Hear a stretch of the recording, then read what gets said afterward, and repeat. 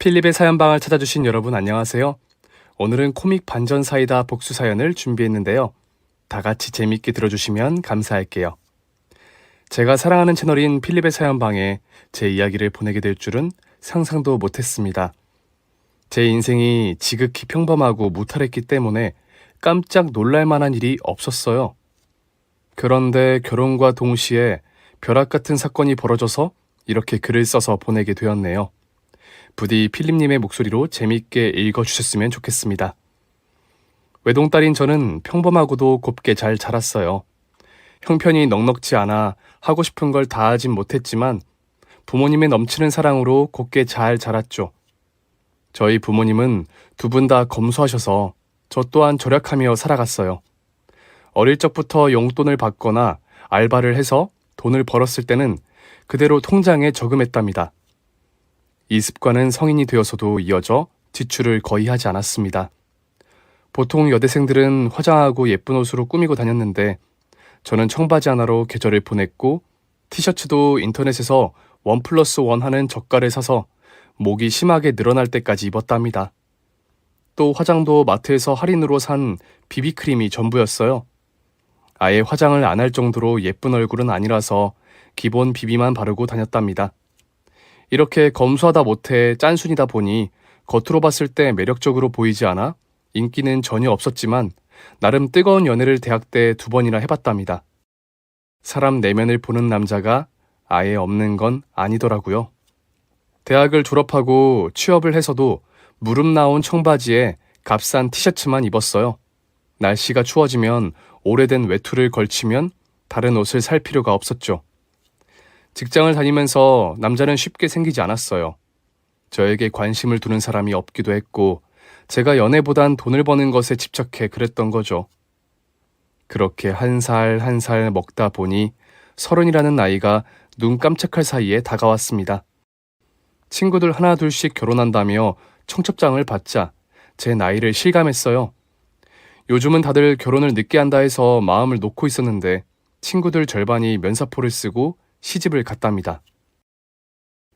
제가 연애를 하지 않고 솔로로 돈만 벌고 있으니 안타깝다며 남자를 소개해주겠다는 친구들도 여럿 있었네요. 그래서 전 저를 닮은 검소하고 성실한 남자를 소개해달라고 말해주었답니다. 한 달 동안 4번의 소개팅을 했는데 비싼 정장에 비싼 향수를 뿌리고 비싼 헤어샵에서 머리를 한 남자들만 나왔더라고요. 외모도 멋지고 성격까지 좋았는데 제가 매력을 느끼는 부분은 그쪽이 아니라 검소함이었기 때문에 마음에 들지 않았답니다. 그러던 어느 날 친구 하나가 저와 비슷한 남자가 있다며 당장 소개를 받아보라 난리를 쳤어요. 같은 회사 사람인데 정장 한 벌로 사계절을 나고 가방도 낡아서 여기저기 갈라진 걸 메고 다닌다고 하더라고요. 멋을 부리지 않는데 타고난 매력이 있어 인기도 많다고 전했답니다. 그 소식을 듣고 바로 소개팅에 나갔어요. 그리고 처음 본 그이에게 제 마음을 빼앗기고 말았답니다. 저처럼 청바지에 캔버스화, 그리고 가벼운 반팔 티셔츠까지 처음 만났는데도 커플로 보일 정도로 잘 어울리는 것 같았습니다. 대화를 나눠보니 가볍지도 않고 쓸데없는 말을 하지 않는 타입인 것 같아 더 끌렸답니다. 또 그이 역시 저같이 검소하고 수수한 매력이 있는 여자가 이상형이라 했죠. 그래서 저희는 2번째 만나는 날 사귀기로 했어요. 비싼 식당 대신 분식점이나 김밥 천국에 가서 데이트를 했고 카페 대신 자판기 앞에서 커피를 마시며 소소한 데이트를 했죠. 100일 기념일이 되었을 때도 별다른 걸 할 생각은 하지 않고 약속 장소에 나갔는데 남자친구가 저에게 명품 가방을 선물했답니다. 저는 너무 고맙고 감사했지만 이건 아니다 싶었어요. 오빠, 이게 뭐야? 이렇게 비싼 걸 사오면 어떡해. 이 가방은 오빠 한 달 월급보다 더 나오겠다. 어서 환불하러 가자. 에이, 오늘은 특별하니까 넘어가자. 나 이거 영미 너한테 사주려고 따로 돈을 모았다고. 예쁘게 메고 다녀주면 안 될까? 오빠는 날 아직도 그렇게 몰라? 명품 같은 건 사치일 뿐이라고 했잖아. 차라리 명가방이나 백팩을 하나 선물해줘. 말 나온 김에 우리 이거 환불해서 커플 백팩으로 바꾸자. 에휴, 내가 널 어떻게 이기겠냐. 알았어, 환불하러 가자. 대신 오늘은 김밥 천국 말고 레스토랑으로 가자. 알았지? 그래서 그와 명품샵에 가서 가방을 환불하고 잡화점에 가서 똑같은 가방을 2개를 샀어요. 또 그가 바라던 호텔 레스토랑은 고사하고 패밀리 레스토랑으로 가서 적당히 잘 먹었답니다. 이런 식으로 검소하게 연애를 2년 넘게 했더니 그이가 저를 놓쳐서는 절대 안 되겠다며 프로포즈를 했습니다. 사실 저도 기다려온 일이라 무척이나 기분이 좋았네요. 그이는 저에게 명품을 선물했을 때 환불하자고 했던 날을 말하면서 청혼했어요. 다른 여자들 같았으면 좋다고 명품 가방을 받았을 텐데 하면서 저 자체가 빛나는 명품이라고 하더군요. 이에 저는 깨르르 웃으며 짠순이한테 반한 게 잘한 건지는 모르겠지만 그 모습을 예쁘게 봐줘서 고맙다고 대답했고 그이가 내민 실가락지를 손가락에 끼웠답니다. 몇 주 동안 양가 부모님께 허락을 받고 상견례 날짜를 잡았어요. 모든 식구들이 한자리에 모이게 되었는데 조금 놀라운 일이 생겼답니다. 저희 엄마와 시어머니가 아주 잘 아는 사이였던 겁니다. 시어머니는 엄마를 보자마자 부둥켜 안고 난리였어요. 옥순아, 이게 웬일이니? 너 나 못 알아보겠어? 나야 나, 음수여고 사치순. 뭐? 치순이? 그 여리여리하던 치순이가 너란 말이야? 이게 얼마만이야? 거의 40년 만이지? 그래, 이 기집애야. 너 왜 동창회를 안 나오는 거야? 내가 널 얼마나 찾아낸 줄 알아? 그랬어? 우리가 어릴 적에 많이 친했었나? 하여튼 반갑다, 친구야. 잠깐, 그럼 우리가 사돈이 되는 건가? 그러게, 세상이 이렇게 좁다. 영미 엄마가 너라니 진짜 세상이 재밌게 돌아간다고. 2사람의 반가운 목소리로 상견례장은 화기애애하게 진행되었습니다. 대부분의 말은 시어머니가 하셨어요. 엄마의 어릴 적 이야기를 수다스럽게 떠드셨고 엄마는 이를 재밌게 받아주며 그땐 그랬지 하며 웃어주셨죠. 과거를 회상하며 대화를 나눈 시간은 제법 많이 흘렀고 식사를 마치게 되자 시어머니가 혼수와 예단에 대해 말씀하기 시작했습니다.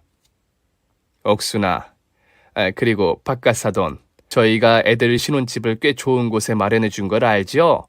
이 근방에서 가장 비싼 아파트로 구했잖아요. 그러니까 혼수도 명품으로 해주고 예단도 FM으로 해줬으면 하는데. 조금 전까지 엄마를 보며 반기던 시어머니가 이렇게 말씀하시는 걸 보니 당황스러웠어요. 그럼 해달라는 대로 해줘야지. 우리 딸을 좋은 아파트에서 살게 해줬는데 비슷하게 맞춰 가야지, 치순아. 어머, 우리 옥순이 성격 시원시원한 건 여전하네. 고맙다, 기집애야. 그럼 잘 부탁할게. 부탁은 내가 해야지. 내 딸이 할 줄 아는 게 하나도 없어. 내가 자주 찾아가서 가르칠 테니 너무 뭐라 하지 말아주라. 예, 난 쿨한 사람이야. 영미한테 십자 노릇할 생각 눈꼽만큼도 없다고. 내 딸처럼 보살필 테니까 아무런 걱정하지 마라. 그래. 그런데 치순아, 너 어렸을 때랑 성격이 완전 달라진 것 같아. 내성적이고 귀여운 애였는데 지금은 카리스마도 넘치고 화끈하다. 그러고 보니 입고 있는 옷도 엄청 화려한 게 꼭 방송에 나오는 연예인 같아.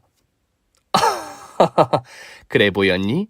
세월이 얼마인데 성격이 그대로겠니? 그리고 이 옷은 내 남편이 생일 선물로 사준 거야. 샤넬에서 산 거라고. 진짜 연예인 같아? 그러고 보니 시댁 식구들은 남편과 달리 옷차림에 굉장히 많은 신경을 쓴 것 같았어요. 생각해보니 시댁에 인사를 갔을 때도 집안 곳곳에 명품이 있던 게 생각이 났습니다. 이런 식구들 사이에서 검소하게 사는 남편이 대단하다고 느껴졌죠. 여하튼 상견례는 잘 마무리가 되어 자리에서 일어났고 그이와 결혼 준비를 하면서 바쁘게 지냈답니다. 값싼 혼수를 하지 말라는 엄마의 말씀 때문에 어쩔 수 없이 비싼 매장에 들러 혼수를 채워 넣었네요. 예단 역시 생전 보지 못했던 명품들로 보내드렸답니다. 결혼식을 올리고 신혼집에 들어가 살게 되었는데 저와 맞지 않은 옷을 입은 기분이 들었습니다. 넓은 평수의 아파트가 부담이 되기도 했고 저희 부모님 돈으로 채워진 비싼 혼수들이 낯설었거든요. 아까워서 쓸 수나 있겠어?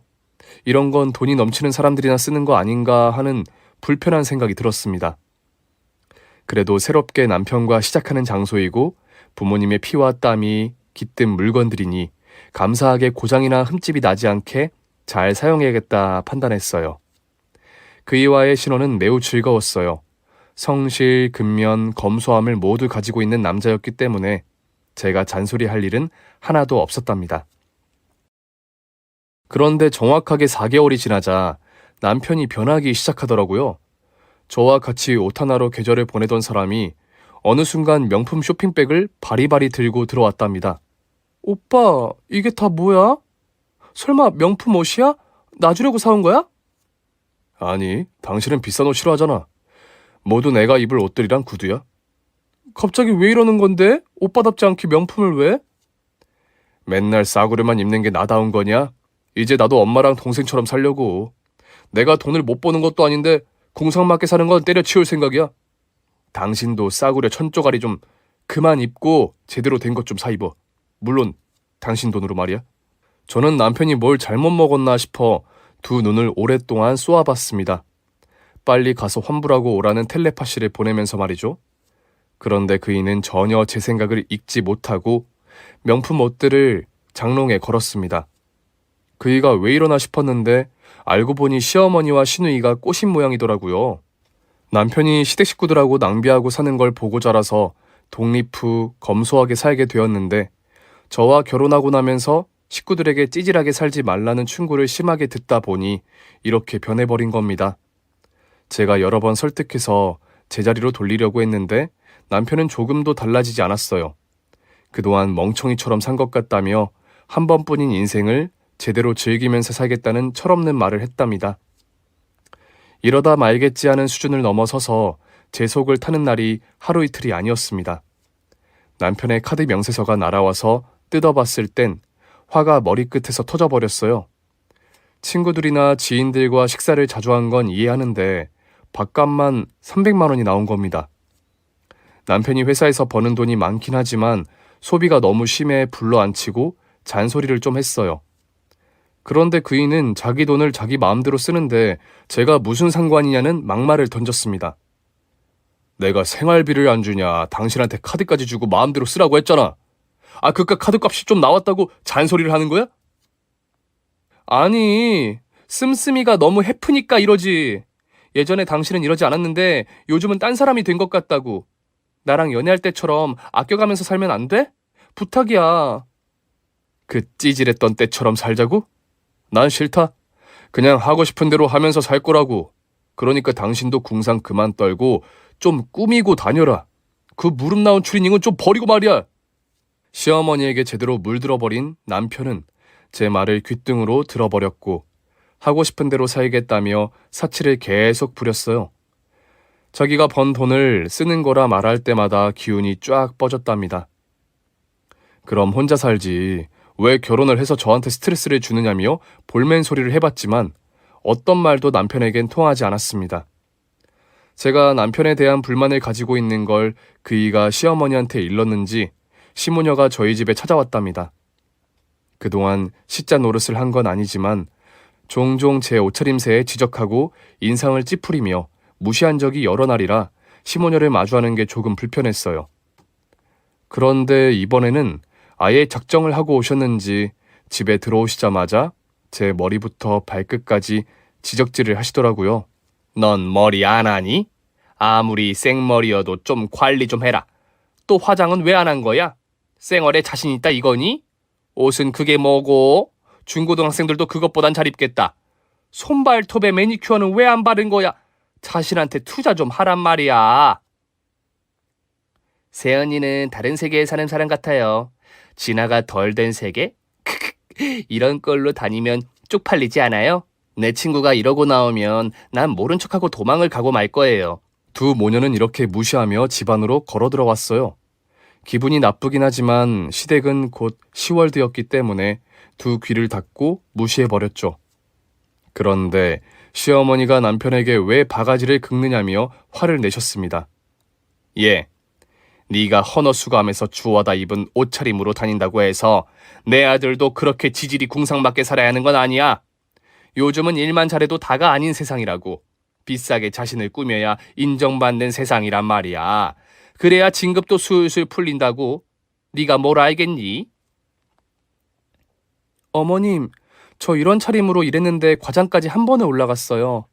요즘 사람들은 비싼 옷차림을 보고 진급을 시켜주지 않는다고요. 또 밥값이 너무 비싸서 다들 1,000원이라도 싼 데를 찾아간다고요. 제 남편처럼 두당 몇만 원씩 하는 식당은 한 달에 한 번 갈까 말까라고요. 제가 그렇게 받아쳤더니 시어머니가 극도로 흥분해서 얼굴색이 시뻘겋게 달아올랐습니다. 이게 지금 나한테 뭐라는 거니? 너 지금 날 가르치려고 든 거냐? 인연이 오랜만에 성질 뻗치게 하네. 야, 넌 시애미가 한마디 했다고 2마디 3마디로 말대답을 하느냐? 내가 너한테 큰 거 바랬니? 쪽팔리지 않게 돈 좀 쓰고 살라 말한 게 그렇게 기분 나쁜 말이야? 인연이 이거 꼭 지애미 어릴 때랑 똑같네. 옥순이 그년도 지가 뭐라도 되는 마냥 친구들한테 가르쳐드리려고 했지. 쥐뿔도 없는 년이 반장까지 헤쳐먹는 게 꼴보기 싫었는데 말이야. 남의 말을 귀담아 듣지 않고 지질이 궁상을 떠는 게 아주 모전자전이야. 아니지, 네 아빠도 똑같은 양반이었지. 부모 전자전이라고 해야 맞나? 야, 넌 주제가 안 돼서 모르겠지만 내 아들은 충분히 씀씀이가 커도 상관없을 만큼 잘 나가. 그러니까 주둥이 닫고 조용히 살아. 어머님, 말씀이 심하시네요? 지금 저를 혼내려는 건 이해하겠는데 엄마 아빠를 모욕하고 뒷담화하는 건 아니지 않나요? 저도 이런 말이 생각나네요. 어른이라고 해서 다 같은 어른이 아니라는 말이요. 이게 어머님처럼 뒤에서 아무지 없는 사람을 흉보고 잘난 척하는 분을 두고 하는 말이 아닌가 싶네요. 제 말이 끝나자마자 시어머니가 따귀를 날렸습니다. 뭐가 어째? 이년 이거 진짜 지애미를 쏙 빼닮았네. 옥순이 그년이 나한테 훈계하듯이 말했던 게 하루 이틀이 아니었는데 말이야. 우리 엄마 욕 좀 그만하세요. 듣기 거북합니다. 다시 제 뺨을 갈기려자 시어머니의 손목을 잡아챘어요. 이글거리는 저의 눈동자를 본 시어머니는 한참 눈싸움을 하다가 안 되겠다 싶었는지 제 손을 뿌리치더군요. 그리고 남편 기죽이는 소리를 하거나 궁상맞게 살라고 하면 가만 안 두겠다고 경고의 말씀을 하고 나가셨습니다. 시누이는 저를 다시 한번 스캔하며 무시하는 눈빛으로 보내고 나가더군요. 남편은 그날 이후로 더 기고만장해 사고 싶은 옷과 게임기 그리고 무슨 바람이 불었는지 비싼 피규어를 수집하기 시작했답니다. 전 이 결혼 생활을 어떻게 해야 하나 하고 매일같이 한숨을 쉬고 화를 삭히며 하루를 보냈어요. 한편 저희 양가 식구들은 한 달에 한 번씩 모이는 모임이 있었습니다. 말 많고 탈 많은 시어머니가 주최한 자리였죠. 어릴 적 친구이자 동창인 저희 엄마와 사돈이 되어 기쁘다며 양가 식구가 자주 모이길 바란다 해서 만들었는데 제가 보기엔 엄마를 시기 질투했던 시어머니가 저희 식구를 무시하고 깔아 뭉개고 싶어 만든 게 분명해 보였어요. 그렇게 자주 모일 때마다 저희 엄마의 옷차림을 가지고 시비를 거는 건 기본이었고 아빠와 아직도 오래된 5층짜리 아파트에 사느냐며 깔보기도 했죠. 또 대학을 못 나온 부모님에게 늦게라도 대학에 가라는 말도 하셨어요. 자기네 집안과 비슷해지려면 발전해야 할 게 한둘이 아니라며 무시의 끝을 보여주었답니다. 그럴 때마다 아빠는 희미한 미소만 보이셨고 엄마는 그래, 사람이 발전해야 하는데 사정이 여의치 않네. 저층 아파트도 꽤 살만해. 대학은 이제 머리가 굳어버려서 안 될 것 같아. 하시며 일일이 밝은 목소리로 대답해 주셨습니다. 엄마의 기가 죽지 않자 시어머니는 불만이었는지 모임이 끝나고 나갈 때 표정이 일그러져 있었네요. 그런 분위기를 봤더니 엄마와 시어머니의 어린 시절이 대충 감이 잡혔습니다. 엄마는 가진 게 없지만 친구들에게 인기가 많아 반장까지 꿰찼는데 시어머니는 용을 써도 친구들에게 관심 한번 받아보지 못했던 것 같아요. 굳이 말로 듣지 않아도 절로 그려지더라고요. 그렇게 시샘하던 시어머니는 매번 엄마를 이겨먹지 못해 안달이 나 보였습니다. 그럼에도 모임을 깨지 않고 계속해서 하더라고요. 결혼 생활을 하며 남편의 사치와 시댁의 사치를 수없이 봐오며 어느 정도 정이 떨어지고 기운이 빠져 있을 때쯤 호텔 레스토랑으로 모이라는 단체 카톡을 시어머니가 보냈답니다. 친정 부모님을 욕하고 제 뺨을 갈겼던 어머님의 얼굴을 보면 분노가 치밀 것 같았지만 억지로 참고 남편과 호텔로 가게 되었죠. 저희가 먼저 예약된 룸으로 들어갔고 잠시 후 친정 부모님과 시부모님과 시누이가 들어오셨어요. 역시나 시댁 식구들은 삐까뻔쩍한 옷과 가방, 신발을 신고 왔더라고요. 누가 보면 시상식이라도 가는지 알 것 같은 복장으로 말이죠. 저희 부모님은 늘 그렇듯이 수수하고 가벼운 차림으로 오셨고요. 이윽고 자리에 앉아 식사를 주문했는데 시어머니가 필러를 맞아 두꺼운 입술을 재수없게 열었습니다. 옥순아, 너 그 옷 어디서 났어? 어디 헌옷수거하면서 줍기라도 한 거야? 넌 어떻게 갈수록 패션이 그 모양이니? 아무리 나이를 먹었어도 좀 꾸미고 살아라. 엄마, 나 사돈 아줌마가 입은 옷 어디서 파는 줄 알아. 시장 가면 3,000원에 살 수 있는 거야. 내가 얼마 전 시장에 지나가면서 저런 옷은 누가 사 입나 하고 코웃음을 쳤는데 그 옷을 여기서 보게 되네. 크크. 시어머니와 시누이의 조롱에 화가 났지만 부모님이 가만히 계셔서 참고 있었어요. 엄마는 그 말을 듣고도 차분하게 미소를 지으며 대답하셨습니다. 3,000원짜리면 어떻고 300만 원짜리면 어때? 나 자신만 떳떳하면 되는 거 아닌가? 이런 옷을 입어도 누구에게 무시당해 본 적 없어. 사람들은 내 옷을 보지 않고 얼굴과 태도를 보거든. 사돈처녀, 비싼 옷을 입는 게 좋긴 하겠지만 우선 내면을 명품으로 길러보세요. 내면이 엉망진창이라 지금 입고 있는 옷이 싸구려 같아 보인다고요. 그렇게 조곤조곤 웃으며 시모녀를 공격한 엄마 덕분에 피식하고 웃음소리를 내버리고 말았답니다. 두 모녀는 엄마가 하는 말에 반기를 들지 못하고 목 푸는 소리만 하고 음식을 먹더라고요. 이번에도 시어머니는 엄마를 이겨먹지 못하고 인상을 찌푸리고 있었습니다. 이윽고 식사가 끝나고 더는 할 대화가 없어 자리에서 일어날 참이었어요. 계산은 양가 부모님이 번갈아 가면서 하셨는데 이번에는 시부모님이 할 차례였습니다. 시어머니가 자리에서 일어나기 전 명품 가방을 뒤적거리기 시작했어요. 잠깐. 내 에르메스 지갑이 어디 갔지? 아무리 찾아봬도 없네. 이상하다. 지갑을 두고 왔으면 우리가 낼게. 아니거든. 가지고 왔거든. 아까 에르메스 지갑에 있던 카드로 주유하고 왔거든. 잠깐 기다려봐. 그래, 알았어. 천천히 해. 시어머니는 명품 지갑을 한참 동안 찾아봤지만 어디에도 없었습니다. 이렇게 되면 그냥 포기하고 차 안에 있는지 찾아보든 집에 가서 다시 찾아보는 게 정상일 텐데 시어머니의 생각은 달랐습니다. 갑자기 두 눈을 부릅뜨더니 친정엄마를 의심의 눈초리로 째려보셨습니다. 아, 이제 알겠다. 오늘 옥순이 네가 왜 이렇게 입가에 미소가 그득한지. 너 내 지갑 훔쳐갔구나. 500만 원도 넘는 지갑에 현금도 500만 원이 들어있는 걸 훔쳤으니 기분이 좋은 거지.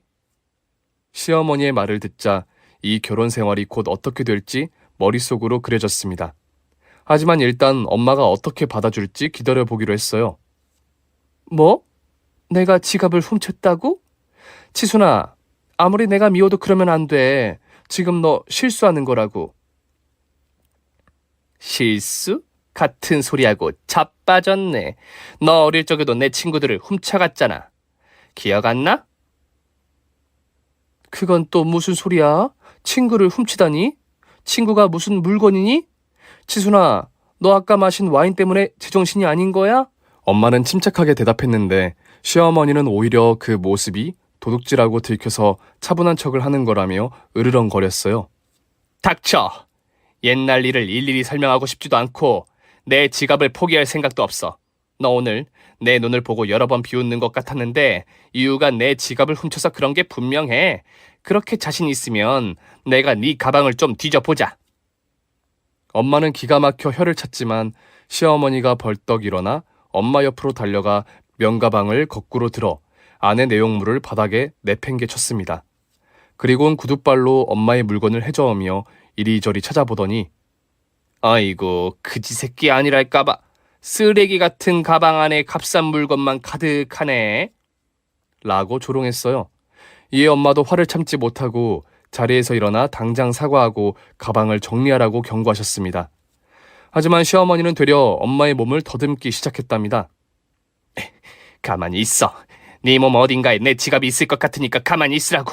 움직이면 네가 도둑년으로 알고 경찰에 신고할 거야. 치순이 너 이게 도대체 뭐 하는 짓이야? 애들 보는 데서 부끄럽지도 않니? 부끄럽냐고? 도둑년 찾는데 쪽팔림이 문제야? 결국 엄마는 두 팔을 벌리고 실컷 뒤져보라는 자세를 취했고 시어머니는 엄마의 몸을 여기저기 더듬으며 지갑을 찾으려고 했어요. 엄마가 입고 계신 치마를 더듬거리고 끝나나 싶었는데 엄마를 구석으로 몰고 가 치마를 올려보라고 하더군요. 네 팬티 속 좀 보여줘봐. 원래 도둑년들은 팬티 속에다 잘 숨기거든. 내가 잘 알아. 치순아, 이러지 마. 너 나중에 내 얼굴 어떻게 보려고 그러니? 닥치고 치마 올려, 도둑년아. 시어머니가 고성을 지르며 엄마의 치마를 억지로 걷어 올리고 팬티 속까지 검사하더군요. 당연히 지갑은 거기에 없었습니다. 이런 모욕과 수치심을 안겨주는 사이에 제가 호출 버튼을 눌러 레스토랑 직원을 불렀답니다. 붉어진 얼굴로 양가 부모님은 똑같이 화가 올라 있었고 남편과 저도 적대감을 가지고 각자의 가족 옆으로 붙어 있었어요. 저는 호출을 받고 찾아온 직원에게 설명했습니다. 저기요, 여기 레스토랑에 도둑이 있는지 좀 확인해 주세요. 여기 있는 저희 시어머니가 500만 원이 들어있는 500만 원짜리 지갑을 잃어버리셨거든요. 제 말을 들은 직원이 지배인에게 말해 CCTV를 확인하겠다고 대답했습니다. 그러자 시어머니는 야, 여기 그렇게 쉽게 도둑이 찾아지겠니? 네 애미가 사각지대에서 내 지갑을 훔쳐서 어디다 숨긴 게 분명하단 말이야. 하고 소용없는 짓이라고 짓거리더라고요. 어쨌든 직원은 지배인에게 이를 보고하고 한참 동안 CCTV를 확인하는 것 같았습니다. 저희 양가 식구들은 서로를 노려보며 기싸움을 하고 있었고요. 30분을 기다렸는데 지배인과 직원이 저희 룸에 들어왔습니다. 그리곤 목을 풀더니 경찰에 신고했으니 잠시만 기다려달라고 하더군요. 도둑이 누군지는 말해주지 않았어요. 그래서 도둑이 누군데요? 어떤 자식이 훔쳐가서 이 사달을 냈는지 알아야겠으니 당장 말해주세요. 그게 경찰이 오고 있습니다. 그것 말고는 말씀드리지 못하니 가만히 기다려주세요. 그러자 시어머니가 눈치를 보며 말하더군요. 아, 이봐요, 지배인 양반. 그냥 없던 일로 할 테니 그냥 우릴 보내줘요. 경찰 신고도 취소해주고. 이 마음 넓은 내가 참아야지 어찌겠어. 사돈을 절도범으로 만들 수 없으니 여기서 끝을 냅시다. 치순아, 그게 무슨 소리야. 이대로 가면 내가 도둑이라고 끝까지 의심할 거잖아. CCTV에 뭐가 나온 것 같으니까 범인을 색출할 때까지 기다려. 아니, 내가 괜찮다는데 왜 네가 난리야? 진짜 콩밥 먹고 싶어. 안달이라도 난 거야? 내가 도둑년이 아닌데 왜 콩밥을 먹어? 참말 말고 경찰 올 때까지 가만히 있어. 엄마의 경고에 시어머니 얼굴이 점점 구겨지는 게 보였습니다. 무슨 일인지는 모르겠지만 범인은 멀지 않은 곳에 있는 것 같았습니다. 이윽고 경찰 4명이 호텔 레스토랑으로 들어왔고 지배인과 직원이 도둑질로 난리가 난 룸이 여기라며 손짓으로 불렀습니다. 그리곤 잠시 후 다 같이 모인 자리에서 CCTV를 확인했는데 시어머니가 레스토랑에 들어오며 남편 가방에 에르메스 지갑을 넣는 게 포착됐습니다. 처음부터 저희 엄마를 도둑으로 몰고 망신을 주려고 세운 작전이었던 것 같았죠. 경찰들은 어떻게 해결하겠느냐고 엄마한테 물으셨는데 엄마는 제 눈치를 보더군요. 영미야, 엄마가 어떻게 해야 할까? 그냥 넘어가야 하겠지? 엄마, 그게 무슨 소리야? 아까 어머님이 엄마한테 지갑 훔쳐갔다고 소리치는 순간 이혼을 결정했어. 무고죄로 고소해서 형사처벌을 받게 해드려. 그래, 잘 생각했다. 엄마도 이젠 더 이상 치순이랑 엮이고 싶지 않구나. 너 때문에 참고 살았는데 이제 그만 연을 끊어야겠어. 형사님들, 저 무고죄로 고소하겠습니다. 이 사치순이를 데려가서 처벌해주세요. 형사들이 시어머니에게 다가가자 사색이 된 얼굴로 바닥에 무릎을 털썩 꿇었습니다. 옥순아, 내가 미안하다. 내가 너한테 열등감이 있어 그랬어. 어렸을 때부터 너 친구들한테 인기도 많았고 공부도 잘했잖아. 그래서 널 시기하고 질투했던 과거를 떠올리면서 괜히 복수가 하고 싶었단 말이야. 이러지 말아야지 하면서도 자꾸 너를 짓밟고 싶었어. 결국 옛날에 질투했던 거로 나와 남편과 딸을 그렇게 미워하고 무시했던 거야? 그것도 모자라 날 도둑년 취급하고 몸을 수색하다 못해 팬티 안까지 뒤져본 거니? 네가 한 짓은 무고죄뿐만 아니라 모욕죄도 추가돼. 내 딸도 니들 식구와 연을 끊겠다니 제대로 벌 받게 해주겠어. 안 돼. 그러지 마, 옥순아. 내가 앞으로 잘할 테니까 용서해줘. 이렇게 빌게. 시어머니는 저와 엄마의 바짓가랑이를 잡고 오열하기 시작했고 멀뚱히 보고 서 있는 시댁 식구들에게도 같이 사과하자고 호통치더군요. 잘못했어. 미안해, 옥순아. 그리고 세아가 이혼하지 마. 앞으로 진짜 좋은 시애미가 될게. 약속한다고. 여보, 형식이 형순이 니들도 같이 무릎 꿇고 빌어. 엄마 이대로 경찰서에 끌려가게 내버려 둘 거야? 시어머니 못지않게 하얗게 질린 시댁 식구들은 상황을 모면하려고 저희 식구 앞에 무릎을 꿇고 사과하더군요. 형사들은 가만히 상황을 지켜보며 고소 여부를 기다리겠다고 했습니다. 엄마는 형사들에게 잠시 룸 밖에서 기다려달라며 가족끼리 대화를 좀 해보겠다고 전했어요. 잠시 후 형사들이 나가자 엄마가 시어머니를 일으켜 세운 채 따귀 한 대를 먼저 날렸습니다. 이년아, 내가 느낀 수치심을 너도 한번 느껴봐라. 팔 벌려. 네 몸을 더듬고 팬티 속에 뭐가 있는지 들여다 볼 테니까. 팔 벌려. 알았어. 자, 됐지? 실컷 뒤져봐. 엄마는 시어머니의 옷을 들쳐가며 몸을 할퀴었고 치마를 걷어올려 팬티 속을 들여다보기도 했답니다. 그리곤 이렇게 말했어요. 이년아, 이제 기분이 어때? 수치스러워. 미안해, 옥순아. 이제 이거로 통치고 봐주는 거야? 옥순아? 내가 말하지 않은 게 있는데 나 경찰서에 가면 안 돼. 사실 무전취식으로 벌금 낸 이력도 있고 명품샵에서 물건을 훔쳐 집행유예를 받았어. 이번에 끌려가면 감옥에 들어갈지도 모른다고. 뭐야? 이거 참 기가 막혀서. 너 부자잖아. 잘 살고 있으면서 그런 짓은 왜 했는데? 사실은 다 대출이야. 애들 신혼집도 괜히 폼나 보려고 삼금융으로 대출받았고 우리가 입고 있는 옷들도 죄다 짝퉁이야. 에르메스 지갑은 500만 원이 아니라 5만 원짜리 짝퉁이야. 널 이런 식으로라도 이겨먹고 싶었어. 시어머니는 빛 좋은 개살구의 삶을 살고 있던 겁니다. 시아버지도 시누이도 그리고 남편 놈까지 말이죠. 그러면서 저희 식구를 개무시하고 잘난 척 해왔던 거죠. 저희는 어이가 없어 혀를 차며 허탈한 웃음을 지었습니다. 그러자 시어머니가 냉큼 바닥에 엎드려 다시 엄마와 제 바짓가랑이를 잡고 늘어졌어요. 옥순아, 제발 한 번만 봐줘. 나 경찰서에 가면 안 돼. 진짜 큰일 난단 말이야. 상황이 심각한 걸 알았는지 시댁 식구들 모두 한마디씩 거들었어요. 사돈, 진심으로 죄송합니다. 제 처가 워낙 철이 없어서 이런 일을 빚고 말았네요. 제 얼굴을 봐서 한 번만 용서해주면 안 될까요? 바깥 사돈도 똑같으면서 무슨 당신 얼굴을 보고 봐달라는 거예요? 끼리끼리 붙어먹고 사는 주제에 어디서 철판을 까는 거야? 시아버지가 입을 다물자 시누이와 남편이 떠들었어요. 사돈 아줌마, 그리고 새언니, 우리 엄마 한 번만 봐주세요. 사람이 살다 보면 실수 같은 걸 다 하고 산다잖아요. 저도 언니한테 함부로 대했던 거 사과드릴게요. 우리끼리 화해하고 넘어가요. 경찰은 그만 돌려보내고요. 여보, 미안해. 내가 어리석었어. 우리 부모님이 하라는 대로 하는 게 아니었다고. 나 다시 전처럼 검소하고 성실하게 살도록 할게. 그러니까 그만 화내고 이성적으로 해결하자, 응? 하지만 저는 이미 이혼을 결정했기 때문에 그이의 용서를 받아줄 수가 없었습니다.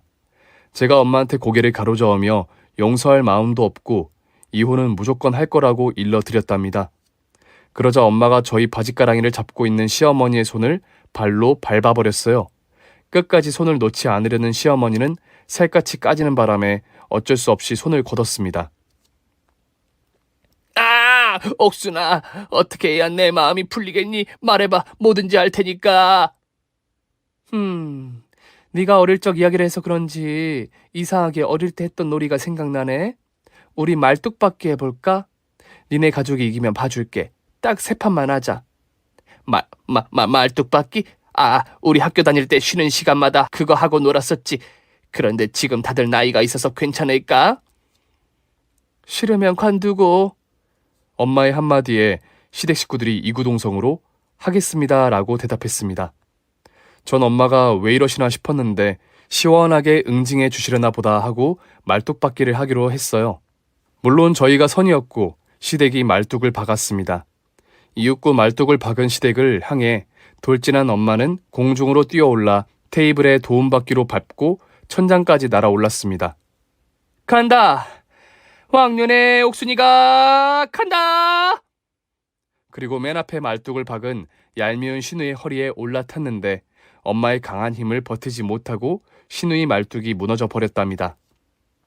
어라? 싱겁게 끝났네. 1대0, 2판 남았는데 어쩌지? 이번에는 영미 네가 먼저 타라. 시댁 식구들은 구슬땀을 흘리며 다시 말뚝을 박았어요. 저는 엄마처럼 공중으로 뛰어올라 테이블을 밟고 공중 2회전을 한 뒤 시어머니의 허리를 탔습니다.